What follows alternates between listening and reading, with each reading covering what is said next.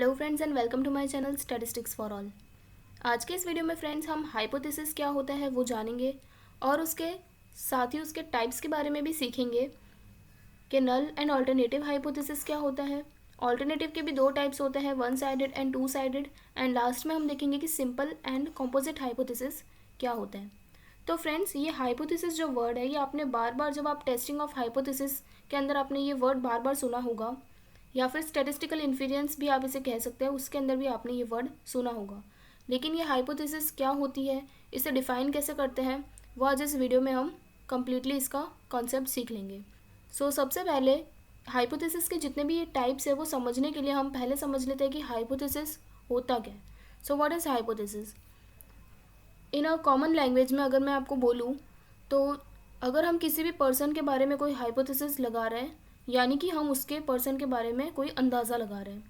अब वो जो अंदाज़ा है या वो हाइपोथेसिस है वो एक नॉर्मल स्टेटमेंट भी हो सकता है, मतलब कि उस पर्सन के फेवर में भी हो सकता है, और हो सकता है कि उस पर्सन के हमने अगेंस्ट में कोई उसके लिए स्टेटमेंट बोला हो, या फिर हो सकता है कि कोई नल स्टेटमेंट बोला उस पर्सन के बारे में, हम उसे जानते भी नहीं हैं और हमने उसके बारे में स्टेटमेंट दिया, तो उसे हम हाइपोथेसिस कहते हैं कॉमन लैंग्वेज में। तो स्टैटिस्टिक्स के अंदर भी हाइपोथेसिस का मीनिंग इससे बहुत ही क्लोज है।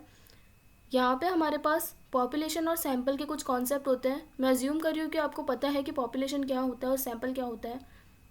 तो जब भी हम हमारे पॉपुलेशन के बारे में कोई भी एक स्टेटमेंट दे रहे हैं, चाहे वो नल स्टेटमेंट हो, चाहे वो उसके फेवर में हो यानी कि पॉजिटिव स्टेटमेंट हो, या फिर उसके बारे में कोई नेगेटिव स्टेटमेंट हो, कोई भी स्टेटमेंट अगर हम पॉपुलेशन के बारे में देते हैं तो उसे हम हाइपोथेसिस कहते हैं। इसे हम ऐसे डिफाइन कर सकते हैं that a hypothesis may be defined as a statement about one or more population.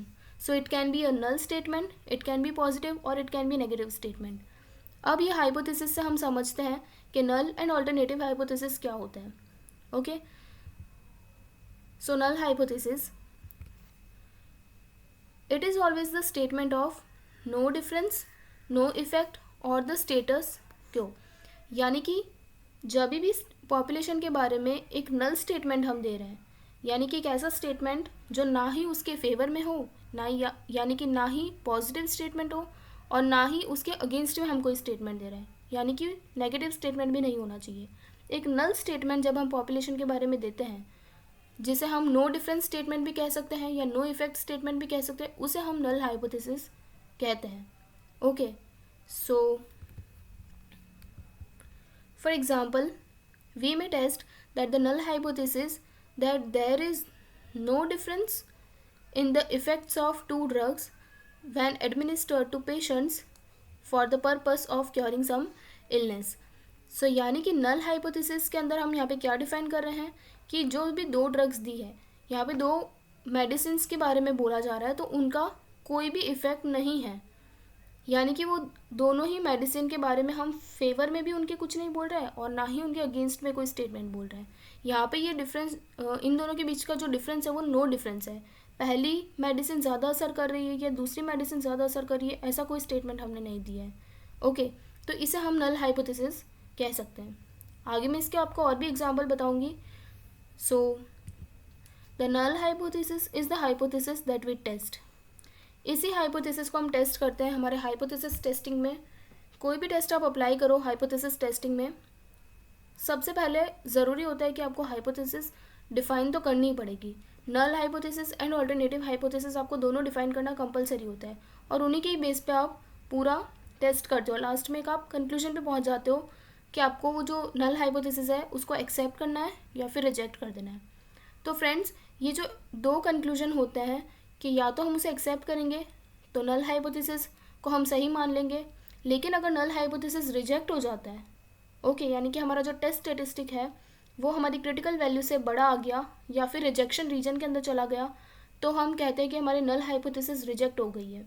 तो उस केस में हमें ऑल्टरनेटिव हाइपोथेसिस को एक्सेप्ट करना पड़ता है। ऑल्टरनेटिव हाइपोथेसिस क्या होती है? Alternative hypothesis, the hypothesis against which the null hypothesis is tested is called an alternative hypothesis।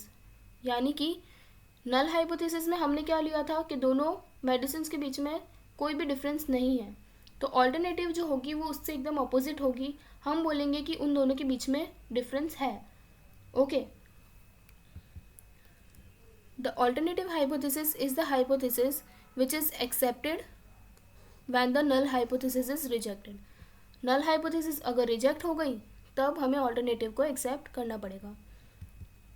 For example, there is a significant difference in the effects of two drugs when administered to patient for the purpose of curing some illness. यहाँ पे हम क्या लेंगे कि इन दोनों के medicine के बीच में डिफरेंस है. फ्रेंड्स, यहाँ पे एक इम्पॉर्टेंट कॉन्सेप्ट आता है नल एंड ऑल्टरनेटिव हाइपोथेसिस का, कि टेस्टिंग ऑफ हाइपोथेसिस के अंदर हम दो तरह के डिसीजन निकाल सकते हैं. या तो हम नल हाइपोथेसिस को एक्सेप्ट करेंगे या फिर उसको रिजेक्ट करेंगे. तो हमें हमेशा यही मान के चलना है कि हमारे नल हाइपोथेसिस करेक्ट है. जब भी हम टेस्ट करते हैं, परफॉर्म करते हैं, तब जब तक हमें सैम्पल में से कुछ सफिशेंट एविडेंस नहीं मिल जाता कि हम नल हाइपोथेसिस को गलत कह सकें, रिजेक्ट कर सके उसे, तब तक हमें नल हाइपोथेसिस को करेक्ट मान के चलना है. लेकिन अगर हमें सैम्पल में से सफिशेंट एविडेंस मिल गया उसके अगेंस्ट में, तब हम नल हाइपोथेसिस को रिजेक्ट कर देते हैं और वहाँ पे हमारी ऑल्टरनेटिव हाइपोथेसिस जो है वो एक्सेप्ट हो जाती है. ओके, सो ये इसका एक बेसिक कॉन्सेप्ट होता है. मैं यहाँ पे आपको और भी कुछ एग्जांपल देती हूँ नल वर्सेस ऑल्टरनेटिव हाइपोथेसिस का. जैसे कि नल में हम कहेंगे कि कॉइन जो है वो अनबायस्ड है, जबकि ऑल्टरनेटिव में कहेंगे कि कॉइन बायस्ड है. उसके अलावा application of bio fertiliser do not increase the plant size, यानी कि बायो फर्टिलाइज़र लगाने से पहले और उसके बाद में प्लांट साइज़ में कोई फ़र्क नहीं पड़ा. तो ये एक नल स्टेटमेंट हुआ. और यहाँ पे हम लिखेंगे कि application of bio fertilizer increases the plant size, यानी कि फ़र्क पड़ रहा है.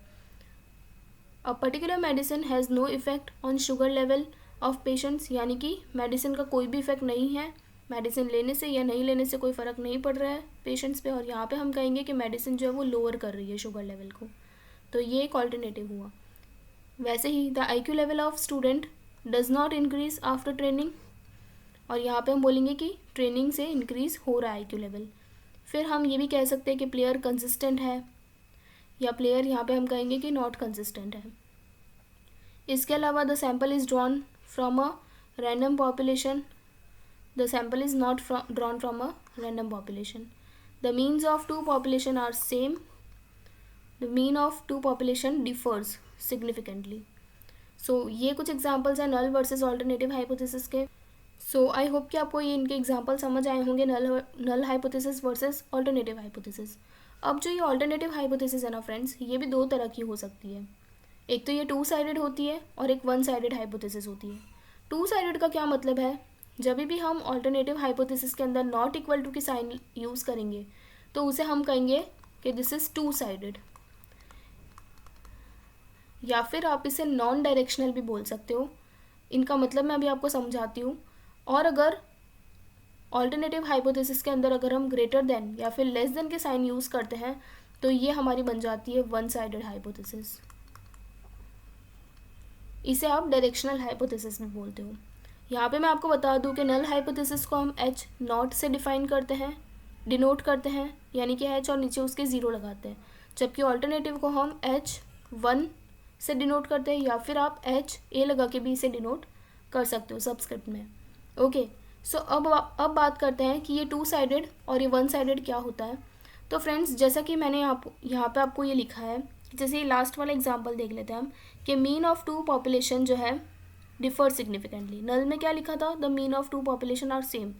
तो अगर नल हाइपोथेसिस हमें यहाँ पे डिफाइन करनी तो हम क्या लिखेंगे कि H0 is equal to mean की बात कर रहे हैं, यानी कि इसे म्यू से डिनोट करते हैं, और दो पॉपुलेशन है तो μ1 और μ2 हो जाएगा हमारे पास. तो ये जो μ1 और μ2 है ये दोनों इक्वल है, ये हमारी नल हाइपोथेसिस हुई. तो H1 में हम क्या ले लेंगे, यहाँ पे क्या लिखा है, the mean of two population differ significantly, यानी कि ये दोनों इक्वल नहीं हैं. तो μ1 इज़ नॉट इक्वल टू μ2, ये हमारी ऑल्टरनेटिव हाइपोथेसिस हुई. तो यहाँ पे हम ये ले रहे हैं कि ये दोनों जो मीन है इनका बीच का जो डिफरेंस है वो ज़ीरो नहीं है. इसके समझने की कोशिश करना. यहाँ पे नल हाइपोथेसिस में हमने क्या लिया है कि μ1 इज़ इक्वल टू μ2, यानी कि अगर μ2 को हम इस साइड भेज देंगे इज़ इक्वल टू के, तो इन दोनों का जो डिफरेंस होगा वो ज़ीरो आना चाहिए. यही मतलब हुआ इसका. तो ऑल्टरनेटिव का क्या मतलब है कि μ1 माइनस μ2 करेंगे तो वो ज़ीरो नहीं आएगा. ओके, इन दोनों का डिफरेंस जो है वो ज़ीरो नहीं है. अब ये जो डिफरेंस है ये ग्रेटर देन ज़ीरो भी हो सकता है, लेस देन ज़ीरो भी हो सकता है ऑल्टरनेटिव के हिसाब से. सो इसे हम कहेंगे कि ये नॉन डायरेक्शनल है, यानी कि ये टू साइडेड हाइपोथेसिस है, क्योंकि यहाँ पे जो डिफरेंस आ रहा है, यानी कि हम ये μ1 बड़ा है कि μ2 बड़ा है कि हमें पता ही नहीं है, बस हम ये कह रहे हैं कि इन दोनों का डिफरेंस जो है वो ज़ीरो नहीं आएगा। ओके, तो ये इसे हम टू साइडेड हाइपोथेसिस बोलते हैं। जबकि अगर मैं कहूँ कि mean of first population is greater than mean of second population, तो उसमें हम क्या लिखेंगे, उसमें साइन ग्रेटर देन की आ जाएगी कि μ1 इज़ ग्रेटर देन μ2। तो ये वन साइडेड हाइपोथेसिस बन गई, लेकिन ये राइट टेल्ड हाइपोथेसिस है क्योंकि ग्रेटर देन की साइन लग गई है। ओके, तो वन साइडेड के अंदर ये राइट टेल्ड है। और अगर मैं ये कहूँ कि μ2 बड़ा है μ1 से, यानी कि μ2 की तरफ आएगा, तो ये कौन सी साइन हुई, μ1 की तरफ ये लेसर देन वाली साइन हुई, तो इसीलिए ये one sided left tailed hypothesis बन जाएगी। ओके, तो ये वन साइडेड के अंदर भी अगर ग्रेटर देन की साइन हुई तो राइट साइड राइट टेल हो जाएगा, और अगर लेस देन की साइन हुई तो लेफ्ट टेल हाइपोथेसिस हो जाती है। तो ऑल्टरनेटिव के ये दो टाइप्स है, two sided and one sided. I hope कि आपको इनका मीनिंग भी समझ आया होगा। ये जितने भी यहाँ पे ऑल्टरनेटिव हाइपोथेसिस है, इनको हम देख लेते हैं वन बाय वन कि ये वन साइडेड है या टू साइडेड है। जैसे कि कॉइन इज़ बायस्ड, हमें पता नहीं है कि कॉइन किसकी तरफ बायस्ड है, तो यहाँ पे ये जो होगी वो टू साइडेड हाइपोथेसिस हो जाएगी। उसके बाद application of bio fertilizer increases the plant size, यानी कि प्लांट साइज जो है पहले जो हमारा μ1 था और बाद का जो μ2 था, यानी कि बायो फर्टिलाइज़र लगाने के बाद में जो हमारा मीन मिला वो बड़ा होना चाहिए क्योंकि प्लांट साइज इंक्रीज हो रही है। तो ये लेफ्ट टेल्ड हाइपोथेसिस हो गई। Okay, then the medicine lowers the sugar level of patient, यानी कि मेडिसिन जो है वो शुगर लेवल को कम कर रही है। तो μ1 और μ2 अगर मैं लूँ यहाँ पे, अगर ये मेडिसिन कम कर रही है, यानी कि पहला वाला जो मीन था वो ग्रेटर होना चाहिए, तो ये वन साइडेड राइट टेल्ड हो गई। Then the training increases the IQ level of student, यानी कि ये लेफ्ट टेल्ड हो जाएगी क्योंकि बाद वाला जो भी मीन आएगा वो बड़ा आएगा। ओके, बड़ा आना चाहिए, IQ लेवल इंक्रीज हो रहा है, सो ये लेफ्ट टेल्ड हो गई। Then the player is not consistent, यहाँ पे बोले कि प्लेयर कंसिस्टेंट नहीं है, उसके अलावा कोई दूसरा प्लेयर उससे ज़्यादा कंसिस्टेंट है ये तो बोला नहीं है, तो ये नॉन डायरेक्शनल हो गई, two sided hypothesis. The sample is not drawn from a random population, sample random population में से नहीं लिया गया, वो किस में से लिया गया वो हमें नहीं पता है, बस रैंडम पॉपुलेशन में से नहीं लिया गया, so it is also two sided.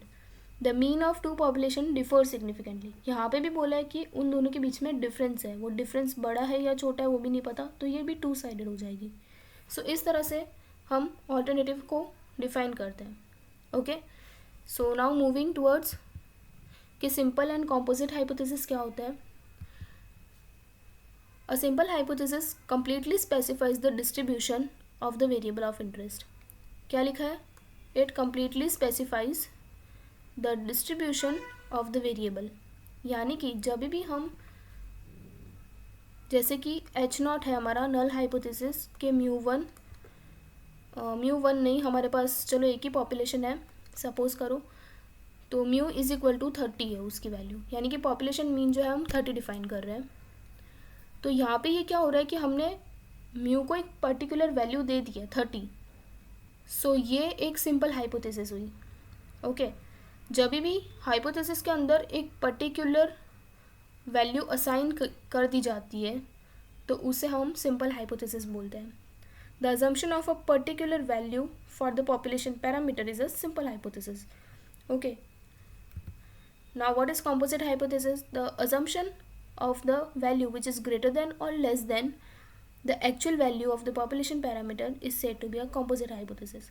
अगर मैं इसकी जगह पे ये लिखूँ कि म्यू जो है वो ग्रेटर देन इक्वल टू 30 है, यहाँ पे 30 के अलावा और भी वैल्यूज़, वो मोर देन वन वैल्यूज़ इसको असाइन की जा रही है, इसीलिए ये कॉम्पोजिट हाइपोथेसिस हो जाएगी।